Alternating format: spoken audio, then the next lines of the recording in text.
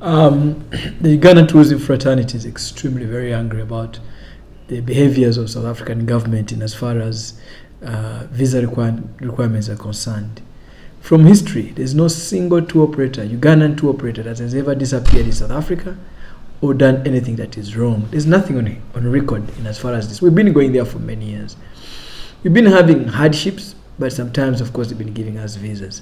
Now, it shouldn't be that way. I think I also can kind of blame our own government for not doing anything in regard to this.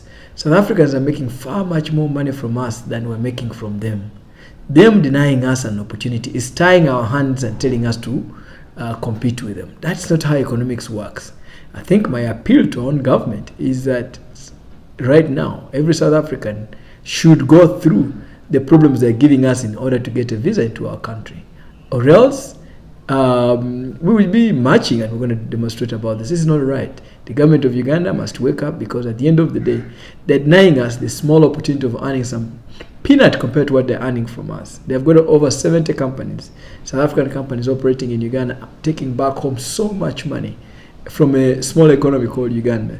So it is important that Ugandans also make business from South Africans. And I don't understand why an African country would deny another African country opportunity to do business, and yet they're doing business in their country. It's a very sad move, and we're hoping that our own foreign affairs gets serious and takes on this whole challenge. Now then, could you maybe explain what is the benefit of attending this Indaba for starters? Well, Indaba is just one thing. Every Ugandan doing business or taking their child to school in South Africa is actually facing very, very nasty experiences. Now, Ugandan, as a tour destination, has a group of tour operators who normally go to different tourism fairs. The biggest tourism fair in the world is ITB out of Berlin. The second biggest is WTM out of London, happens every November. Now, every May, we have got what we call the Indaba. Indaba happens in Durban every May, and most of us have been going there for the last 10 years. Indaba is very unique and important for us as Ugandan tour operators, because the foreigners that come there for that tourism fair are specifically focused on Africa, as opposed to WTM and ITB. Because when you go to ITB in Berlin, one tour company, one wholesaler in the US, for example, will be looking for someone selling Myanmar, Costa Rica, Africa, wherever, Asia. Their scope is a lot wider. That means that they have very little attention to pay to you when you go there as an agent. But when you go to South African Indaba, which happens every May, you clearly have very good opportunities that are so clear for business. Now then, could you maybe explain the visa charges? You know, what has been the story since it happened? South Africans, first of all, the most unfair bit of it is that a South African will wake up, pack their bag, come to the airport and get a visa at the airport and pay $50. And that is a condition that South Africans must give to Ugandans for them to actually continue working in this country, because we're going to protest. The truth is that we should not be paying $150 for a visa when we're charging them $50. That's completely idiocy, actually. This is theft in many ways. So they should also be able to be charged $150, but given the same conditions they're giving us, and that's what we're fighting for right now.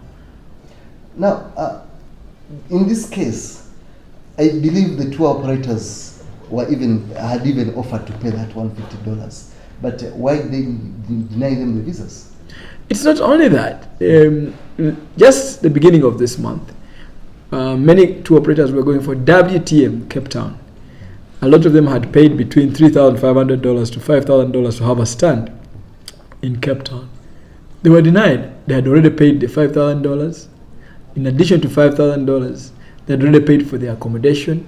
Now that money was eaten by the South African government, of course, and the organizers of the organization, because that money went into South Africa. Now, same thing is happening. Now, when you charge people $150 and you deny 99% of them visas, you are actually cheating the country by taking $150 by the population of people that trying to get a visas to go and do business or maybe take their children to school, to be able to balance the opportunities for the both countries. If they deny us opportunities as a country, Uganda must deny them opportunities as well.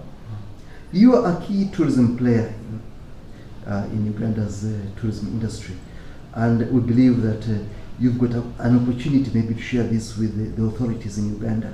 What is your appeal for now?